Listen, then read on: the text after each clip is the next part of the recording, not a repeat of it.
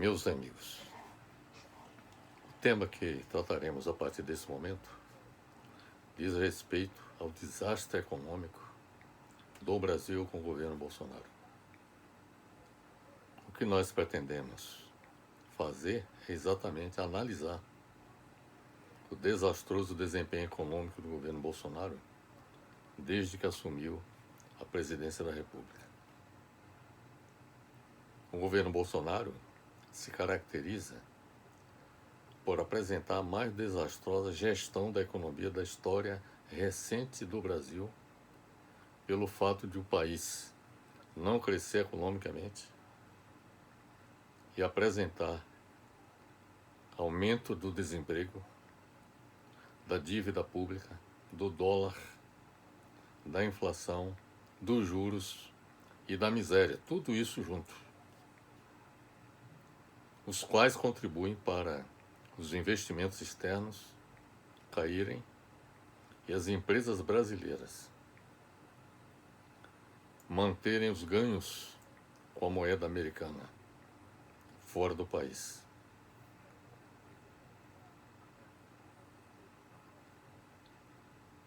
Essa combinação do medíocre desempenho da economia com as consequências nefastas sobre a geração do emprego, da dívida pública, do dólar alto, da inflação alta, dos juros altos e da miséria em alta, tudo isto inviabiliza a retomada da economia brasileira, que vem sendo agravada pelo presidente Jair Bolsonaro, pela instabilidade que provoca com suas declarações golpistas, o confronto com outros poderes da República e os questionamentos sobre o processo eleitoral, como o caso do voto impresso. O péssimo desempenho da economia brasileira está contribuindo para a deterioração de indicadores financeiros, como o índice Bovespa, o dólar, a inflação e juros futuros. E mais recentemente a paralisação dos planos de investimento direto do exterior, que possibilitaria ampliar a produção e a oferta dos empregos no Brasil. No acumulado de 12 meses, só para vocês terem uma ideia, os investimentos líquidos de estrangeiros direcionados para o Brasil, para o setor produtivo, caíram de quase 70 bilhões registrados há um ano atrás para cerca de 24 bilhões neste ano. Tudo isto resulta da péssima gestão da economia brasileira pelo ministro Paulo Guedes, a quem o presidente Bolsonaro delegou comando da economia do país.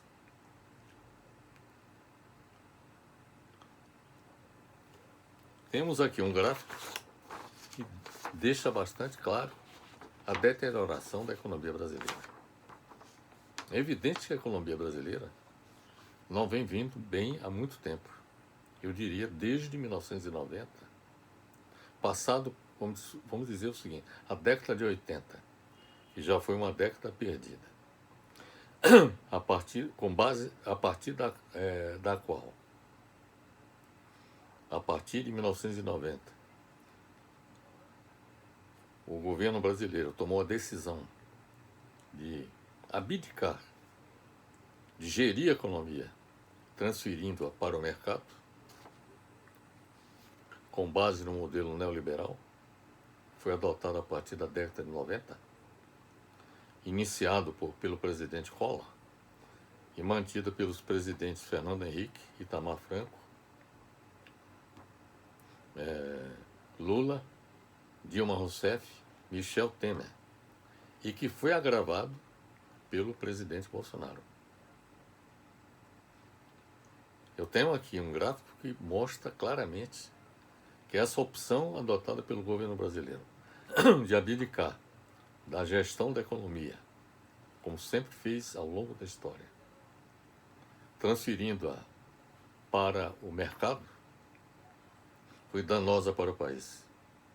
Nós temos um gráfico aqui que deixa bastante claro isso. Aqui nós temos a evolução da economia brasileira, desde 1992 até 2019. Dá para perceber que, por exemplo, houve períodos de crescimento negativo, que aconteceu entre 1989 e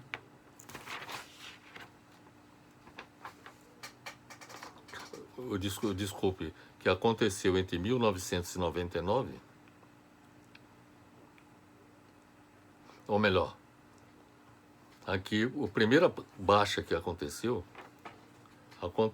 de 1900 e o gráfico aqui não está muito legível, estou com alguma dificuldade para fazer a leitura, mas eu diria o seguinte, que de 1991 a 1994 tivemos queda no crescimento econômico, tivemos crescimento econômico negativo, tivemos crescimento econômico negativo também de 1998 até 2003. De 2003 até 2009, tivemos um crescimento da economia, mas houve uma queda em 2010, isso por conta da crise mundial, da grande recessão mundial que aconteceu em 2008 nos Estados Unidos e que impactou sobre a economia brasileira. Mas de 2010 até 2014, que é esse período que aqui está, a economia brasileira apresentou um crescimento da ordem de 2,3%, conforme está indicado nesse gráfico. Então, esse gráfico indica claramente que a economia brasileira não ia bem, muito bem, apresentando altos e baixos, conforme esse gráfico demonstra. Observe que esse gráfico foi produzido pela Fundação Getúlio Vargas, que é um órgão do próprio governo federal, que tem credibilidade, os dados que a Fundação Getúlio Vargas produz. Entretanto, a partir de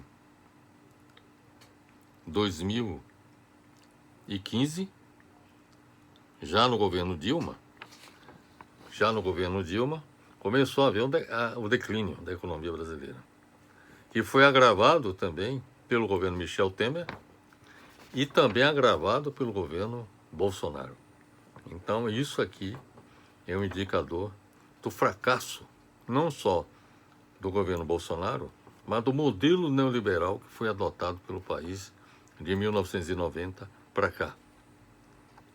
Quanto ao desemprego, nós temos esse gráfico aqui que mostra claramente a piora no emprego no país. A melhor situação do emprego no Brasil, esse gráfico aqui está referente ao período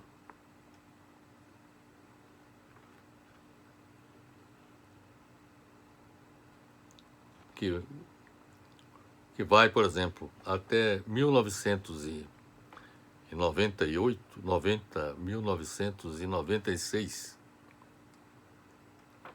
Em 1996 foi o período de mais baixo nível de desemprego no país, pelo menos nesse período da década de 90, que eu estou falando, dentro do modelo neoliberal. Aqui corresponde ao período neoliberal, esse gráfico aqui é do desemprego. Esse gráfico do desemprego mostra que o menor valor do desemprego aconteceu em 1996. De 1996 em diante, cresceu sistematicamente. Alcançou esse patamar que continua sendo mantido até hoje. Qual a consequência desse processo de desemprego? O que é que nós temos aqui como informação? Nós temos como taxa de desemprego, uma taxa de desemprego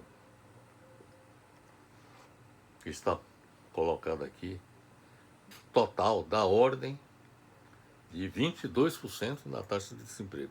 Ou seja, 22% da força de trabalho no Brasil está desocupada. Existe essa taxa de desocupação, que é exatamente esse número que aqui está indicado. Quer dizer, a taxa de desocupação corresponde a 22% da força de trabalho no país. Há outras informações aqui, como por exemplo a taxa de desalentados. Desalentados são aquelas pessoas que desistiram de procurar emprego. E temos também nesse gráfico a taxa de subocupação. Se desejarem analisar mais detidamente esse gráfico, eu sugiro acessar os artigos que nós publicamos, tanto no Facebook, quanto, por exemplo, no LinkedIn, quanto no site academia.edu, quanto no SlideShare e no WordPress. E vocês poderão analisar mais detidamente esse gráfico para chegar à conclusão que realmente nós atingimos um estágio de desastre como nunca aconteceu na história do país.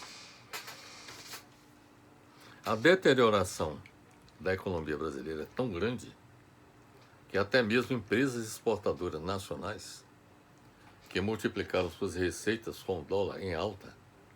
O dólar em alta, claro que ajudou bastante as empresas exportadoras. Essas empresas exportadoras, até mesmo elas, as empresas exportadoras, têm preferido manter seus dólares ganhos no exterior, manter no exterior, diante da instabilidade atual do país. A queda no investimento estrangeiro, direto, e a manutenção fora do país das receitas pelas empresas brasileiras contribuem para pressionar para cima ainda mais o valor da moeda norte-americana. Então essa subida do dólar tem a ver com isso. O fato das empresas brasileiras exportadoras manterem o dinheiro que elas ganham fora do Brasil, ou seja, o dólar não entra no Brasil, e haver queda no investimento direto das empresas estrangeiras. Então a entrada de dólar no país cai. Na medida que cai a entrada de dólar e a procura pelo dólar aumenta, e uma das causas determinantes do aumento da procura do dólar tem a ver com a estabilidade da economia. Quer dizer, a economia, na medida que não oferece perspectivas de progresso, muitas empresas então passam a comprar dólar. Procuram dólar para poder, digamos assim, dispor de uma reserva de valor que essas empresas possam fazer frente numa situação de crise profunda da economia brasileira. Então há uma pressão pelo dólar e faz com que o dólar cresça, como está acontecendo no Brasil. Tem um artigo de Fernando Kanzian, publicado no jornal Folha de São Paulo, no dia 23 de agosto passado, sob o título Custo Bolsonaro. Essa situação está chamada de custo Bolsonaro, ou seja, custo do governo Bolsonaro. Então o título do artigo é Custo Bolsonaro cobra fatura com dólar, inflação, juros e miséria em alta. Na comparação com outros países bastante endividados, com a relação dívida bruta, PIB, acima de 65%, que é o caso do Brasil. É no Brasil onde o dólar mais sobe. Grande parte dessa alta é transmitida diretamente para a inflação. Isso tem a ver com subida dos preços que nós estamos enfrentando no nosso país. Então, essa alta do dólar é transmitida diretamente para a inflação via produtos importados ou commodities cotadas em dólar, como petróleo e gás. Por exemplo, o preço do combustível, que é praticado no Brasil, está, digamos assim, conectado, está vinculado à elevação do dólar, do valor do dólar e também do valor do preço do barril do petróleo. Então, se sobe o preço do barril do petróleo e se eleva o dólar internamente, e isso impacta sobre os preços internos do combustível, como está acontecendo. Então, além disso, essa alta é transmitida também para o preço de proteínas animal e para o trigo também, que nós importamos. E faz com que, por exemplo, o preço do pão se eleve significativamente em nosso país. Mesmo assim, segundo cálculos do economista Lívio Ribeiro, do IBRE, da Fundação Getúlio Vargas, que foi responsável pelo gráfico que há pouco lhes mostrei, segundo cálculos de Lívio Ribeiro, do IBRE, da Fundação Getúlio Vargas, ou seja, do Instituto Brasileiro de Economia da Fundação Getúlio Vargas, os fundamentos econômicos do Brasil não justificam dólar na faixa de 5,30 a 5,40. Pelas suas contas, sem o gol contra da bagunça institucional que está sendo praticada pelo governo Bolsonaro, sob a batuta do ministro Guedes, o incompetente ministro Guedes, a moeda norte-americana poderia valer ao redor de 4,20, ou seja, quase 30% menos, de acordo com cálculos do economista Lívio Ribeiro. Bem, sem crescimento econômico, que é o que está acontecendo no Brasil, na realidade o Brasil está regredindo, crescimento negativo. Sem crescimento econômico e com dólar, inflação, dívida pública, desemprego e miséria em alta, a expectativa é que Bolsonaro, para tentar se reeleger em 2022, promova gastos públicos além do teto de gasto. Teto de gasto esse que corrige a despesa pública pela inflação e é o principal instrumento de controle da elevada dívida pública brasileira. Neste sentido, Bolsonaro pretende adiar o pagamento de dívidas judiciais do governo, precatórios, inclusive atentando até contra a Constituição, para financiar o novo programa Auxílio Brasil, que pretende implementar, substituindo o programa de transferência de renda Bolsa Família. Segundo Fernando Kanzian, da Folha de São Paulo, o chamado custo Bolsonaro, agora turbinado pela expectativa de descontrole do gasto público, também leva investidores a buscar proteção no dólar. Então está todo mundo buscando proteção no dólar, porque a economia brasileira não merece confiança. O dólar alto pressiona a inflação, como nós já afirmamos há pouco, sobretudo pelo canal das commodities, o que obriga o Banco Central a subir os juros. Aí o Banco Central sobe os juros, eu diria até erroneamente, porque para você combater a inflação, você tem que reduzir custos e, digamos assim, a elevar a oferta de produtos que faltam no mercado para poder combater a inflação e não elevando os juros, como faz o Banco Central. Mas o Banco Central, erroneamente, na medida em que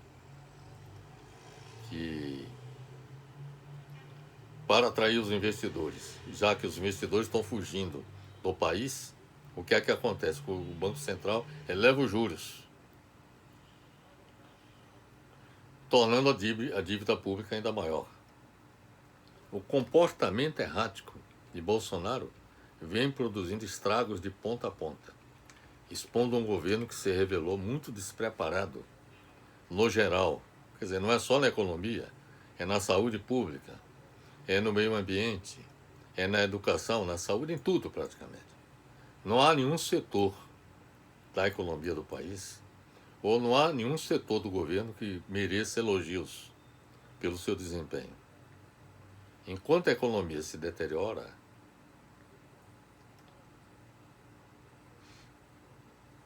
diante do quadro de deterioração econômica, que foi agravado com a decisão de Bolsonaro, em baixa nas pesquisas eleitorais, de gastar mais visando maior apoio popular, o desemprego aumentou com 14,8 milhões de trabalhadores desempregados e com mais de 22 milhões de trabalhadores subutilizados no país.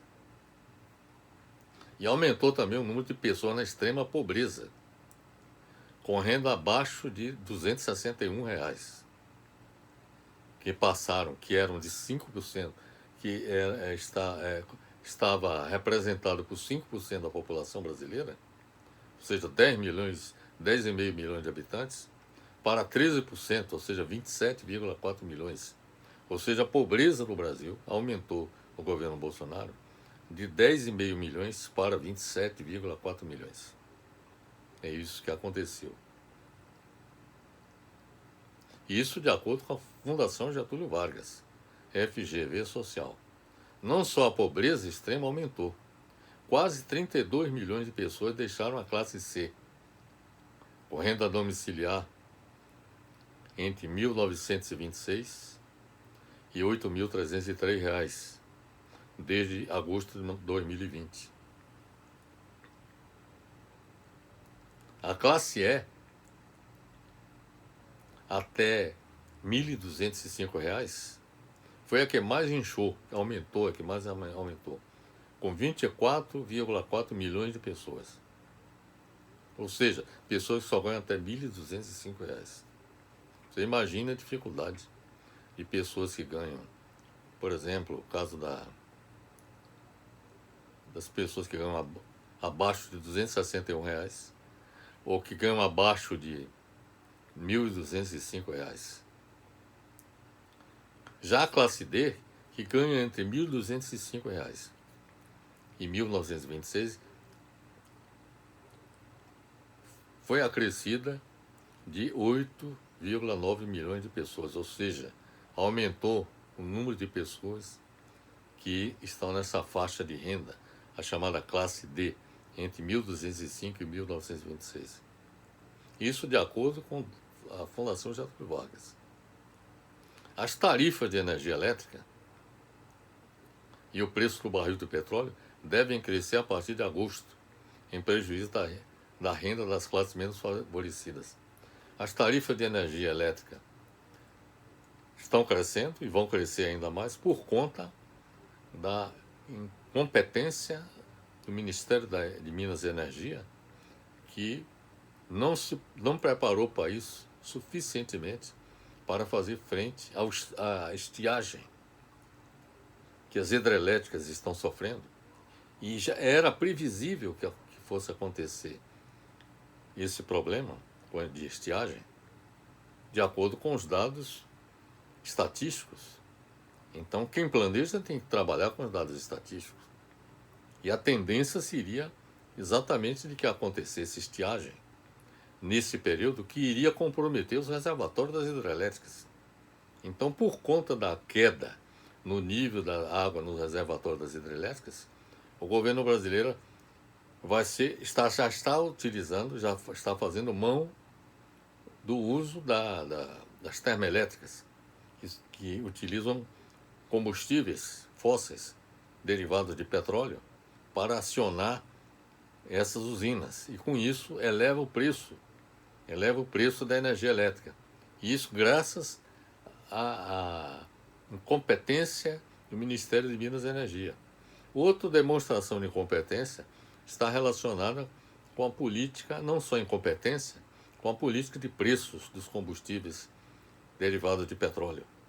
O Ministério das Minas e Energia também atrelou ao preço do barril do petróleo, cotado em dólar, quando o correto seria levar em conta os preços internos. da produção dos derivados de petróleo, levando em conta o fato de que nosso país já é produtor de derivados de petróleo, não deveriam contabilizar os preços do barril de petróleo produzido no país como se fossem preços internacionais. Trata-se aí de uma manobra adotada pelos diretores da Petrobras, eu diria uma manobra de subserviência aos investidores estrangeiros da Petrobras, que pressionam a direção da empresa no sentido de atrelar o preço do barril do petróleo, do preço dos derivados de petróleo no Brasil, ao preço do barril do petróleo cotado internacionalmente. Então isso demonstra duas coisas: incompetência de um lado e subserviência ao capital internacional do outro. Tudo isto acontece tendo um incompetente e antinacional ministro, Paulo Guedes, como mentor econômico da economia nacional, que assumiu o Ministério da Economia do governo Bolsonaro.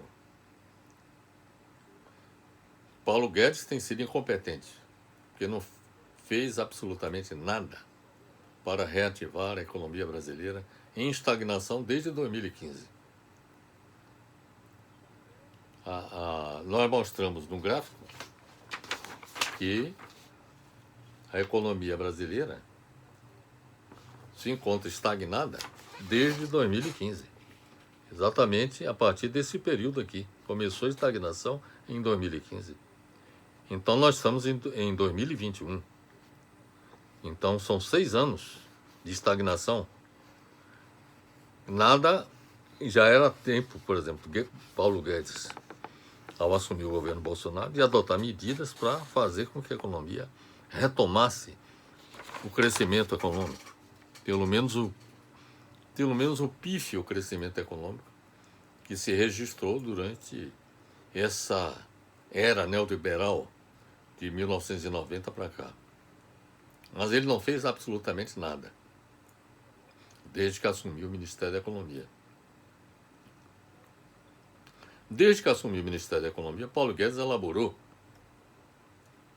a reforma da Previdência e o programa de privatizações de empresas estatais que, em seu entendimento, seriam capazes de reativar a economia. Então a tese de Paulo Guedes simplesmente não aconteceu. Era uma tese falsa.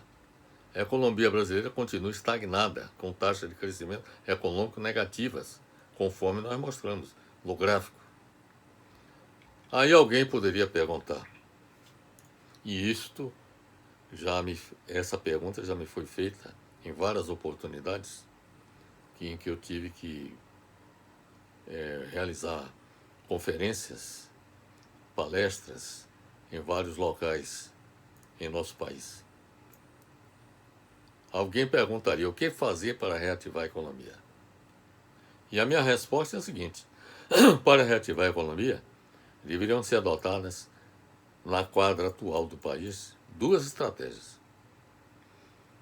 Uma primeira estratégia de recuperação da economia brasileira, desse desastre que aí está posto. E segundo,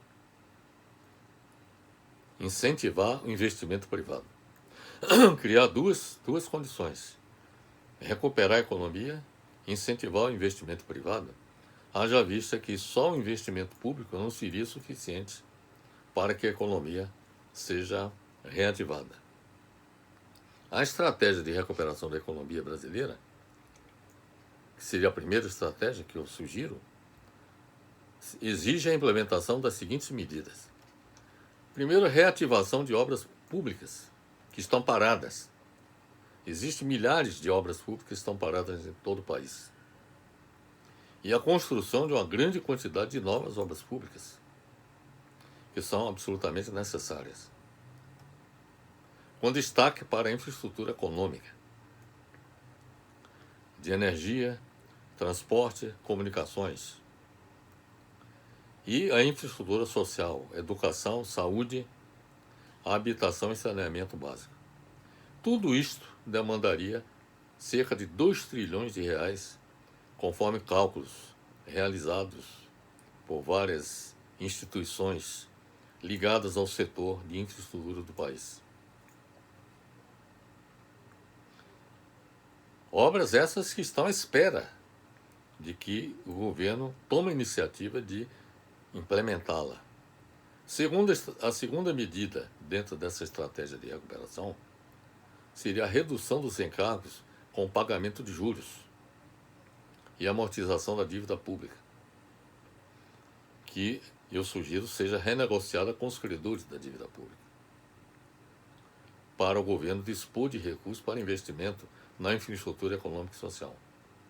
E simplesmente, nas condições atuais, o governo necessita de que disponha de recursos próprios para poder dar partida a esse processo de recuperação da economia. E uma solução que eu entendo seria fundamental a ser implementada seria a redução dos encargos com juros e amortização da dívida. Para isso, a minha sugestão é renegociar com os credores da dívida pública, no sentido de alongar o seu pagamento. A ideia seria o seguinte: seria alongar, pagando um adicional por conta desse alongamento aos credores, mas o governo disporia a curto prazo de recursos para poder investir na infraestrutura econômica e social do país. A terceira ação do governo deveria ser a taxação das grandes fortunas, com patrimônio superior a R$ 1 bilhão, que poderia render aproximadamente 100 bilhões de reais por ano.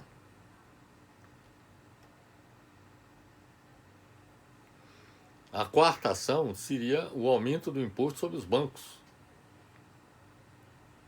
que obtêm lucros exorbitantes em nosso país, até mesmo em situação depauperada em que se encontra a economia do Brasil. Todos os bancos estão faturando lucros altíssimos.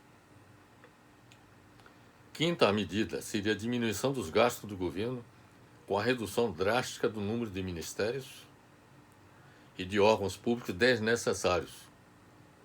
Percebe bem? Ministérios e órgãos públicos desnecessários. E dos dispêndios supérfluos em todos os níveis do governo. É cortar todos os dispêndios supérfluos. Por exemplo, os penduricalhos, que são pagos, que são dispendidos, não tanto no Poder Executivo, quanto no Poder Judiciário, quanto no Poder Legislativo. É preciso cortar esses dispêndios supérfluos que não ajudam no desenvolvimento do país. Sexta medida seria a redução drástica da taxa de juros básica da economia, a taxa Selic, para diminuir o tamanho da dívida pública. Então, essas são as medidas voltadas para a recuperação da economia brasileira. A estratégia para incentivar o investimento privado seria a seguinte: primeiro, promover programa de expansão da atividade produtiva dos setores primário, agricultura e pecuária, setor secundário, setor industrial, e terciário da economia, o setor de serviços. Promover programa de expansão com a utilização da capacidade ociosa para reduzir as taxas de inflação. Então, a minha tese é o seguinte: se você quer reduzir a taxa de inflação, você tem que aumentar a oferta interna de produtos que nós importamos e, por isso, nós somos taxados com taxa de juros altas, taxas do dólar alto, em prejuízo da população brasileira. Então, a produção interna, incentivar a produção interna no país, seria a primeira medida para incentivar o investimento privado. Seria programa de expansão, o governo oferecer facilidades para que o setor privado invista no aumento da capacidade produtiva interna. Quinto, reduzir drasticamente as taxas de juros bancárias para incentivar o consumo das famílias e o investimento pelas empresas. É necessário que haja uma intervenção do Banco Central no sentido de reduzir essas taxas de juros bancárias. Os bancos hoje determina as taxas de juros a seu bel prazer. Isso tem que acabar. A sexta medida seria reduzir a carga tributária, com a queda dos encargos, com os pagamentos de juros e amortização da dívida pública, e a racionalização da estrutura administrativa do governo.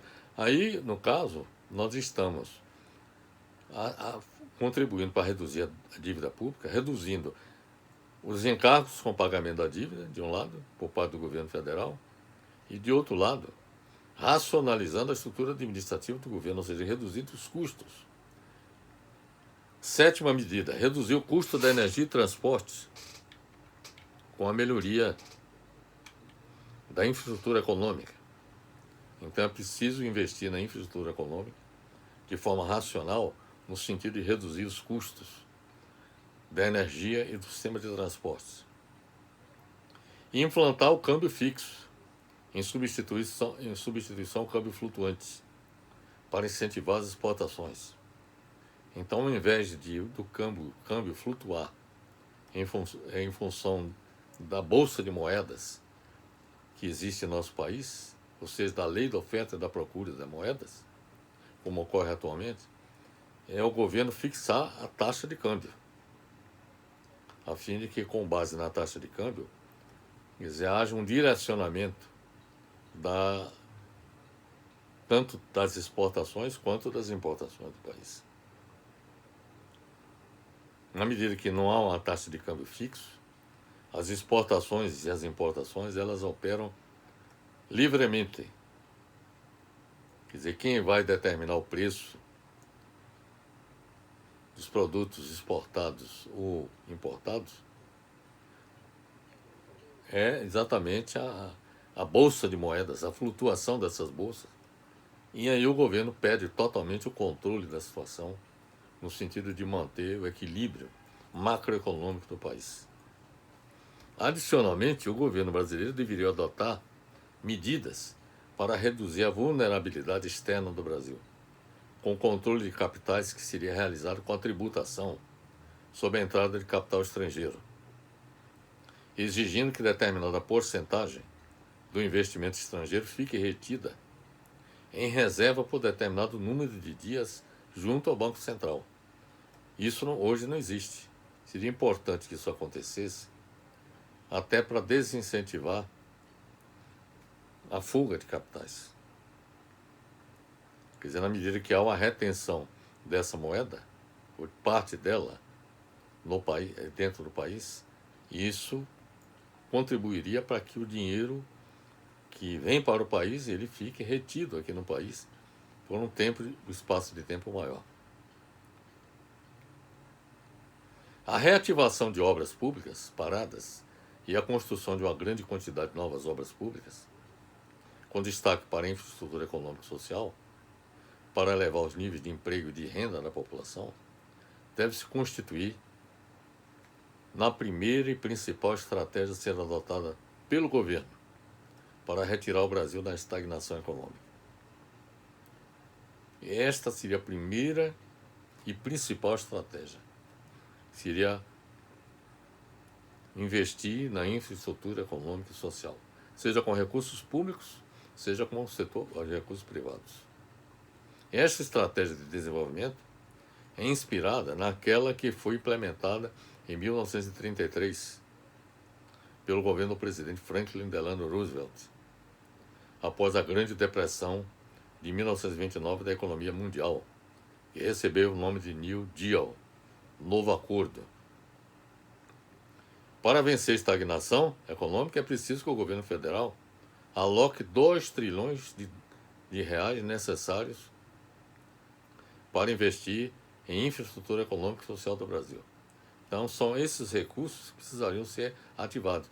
Isso daí possibilitaria baixar a taxa de desemprego no país significativamente. Isso significaria aumento da oferta, aumento da renda. Na medida que aumenta a renda, isso significa incentivo ao investimento privado na oferta no investimento na atividade produtiva. De modo que os incentivos ao setor privado para investimento na atividade produtiva têm que ocorrer para e passo com o incremento da renda da população. Porque se houver aumento da renda e não houver investimento privado na produção interna no país de bens e serviços, a inflação pode fugir do controle. Então, para manter a inflação sob controle, é necessário que essas duas ações ocorram simultaneamente.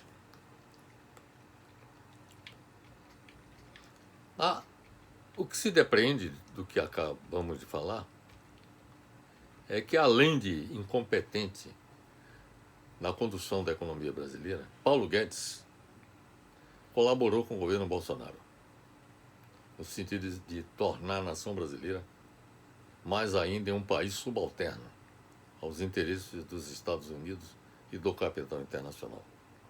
Eu não poderia falar em Paulo Guedes sem ressaltar esse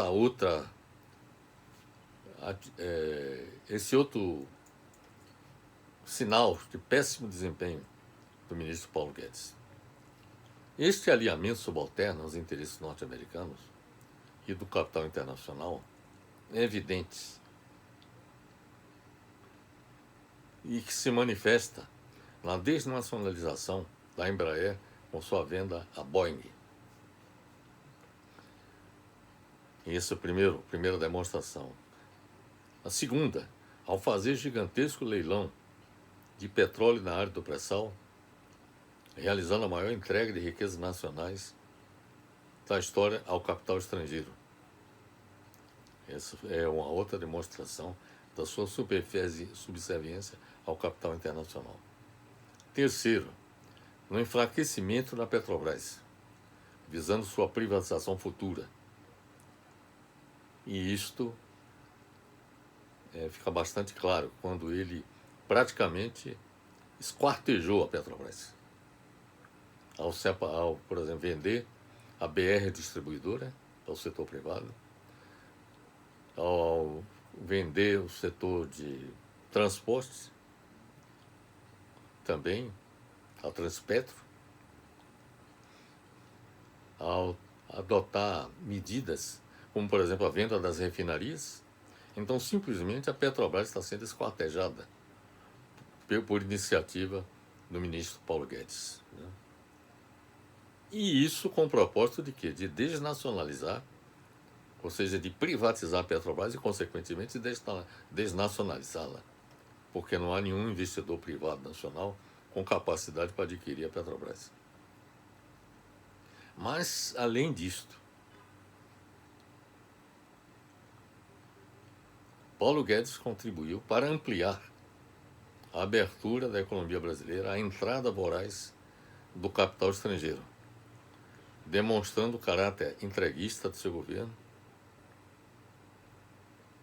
que está a serviço do Deus mercado, de Wall Street e do consenso de Washington. Então, esta responsabilidade é conjunta, tanto de Bolsonaro quanto de Paulo Guedes. É importante observar para os prezados amigos que privatizar implica, na verdade, no Brasil, no que se costuma chamar desnacionalização, em que os adquirentes controladores são quase sempre, se não sempre, empresas ou consórcios estrangeiros, cujos lucros são remetidos para suas matrizes no exterior. O uso do termo privatização é uma maneira de esconder sua verdadeira finalidade, que é de entregar o patrimônio da nação ao capital estrangeiro. Paulo Guedes, quando assumiu o Ministério da Economia, este se tornou o principal objetivo: entregar o patrimônio público ao capital estrangeiro. Além de incompetente na gestão da economia brasileira, Paulo Guedes atua juntamente com Bolsonaro, repetindo, além de incompetente na gestão da economia brasileira, Paulo Guedes atua juntamente com Bolsonaro como lacaio dos interesses do capital estrangeiro no Brasil. Enquanto Paulo Guedes continuar no comando do Ministério da Economia e Bolsonaro no comando da nação, não superaremos os gigantescos problemas econômicos atuais e futuros do Brasil. Eu creio que isto que acabamos de descrever seja uma verdade incontestável. Desafio a quem contesta essas nossas afirmativas a respeito do desempenho do governo Bolsonaro no campo da economia sob a batuta do incompetente ministro Paulo Guedes. Nós estamos pagando um preço muito alto ao entregar em mãos incompetentes, despreparadas para governar o Brasil, o destino da nossa pátria. Fica então essa nossa mensagem para todos vocês, de que é preciso que haja uma mudança, digamos assim, significativa, para não dizer radical, nos rumos da economia brasileira. Já lhes coloquei quais são as soluções para o impasse que nós nos encontramos. Não se trata aqui de uma crítica pura e simples pela crítica. Nós apontamos os problemas e mostramos como fazer, como chegar à solução dos problemas. E as estratégias de recuperação da economia e de incentivo ao investimento privado estão aí postas. Eu sugiro a leitura dos artigos que publicamos tanto no site do academia.edu, quanto no SlideShare, no LinkedIn, no Facebook e no WordPress. Então fica aí essa mensagem para vocês, meus amigos, para entender a necessidade de que nosso país seja colocado em mãos competentes para conduzir o país a um melhor destino. Um grande abraço.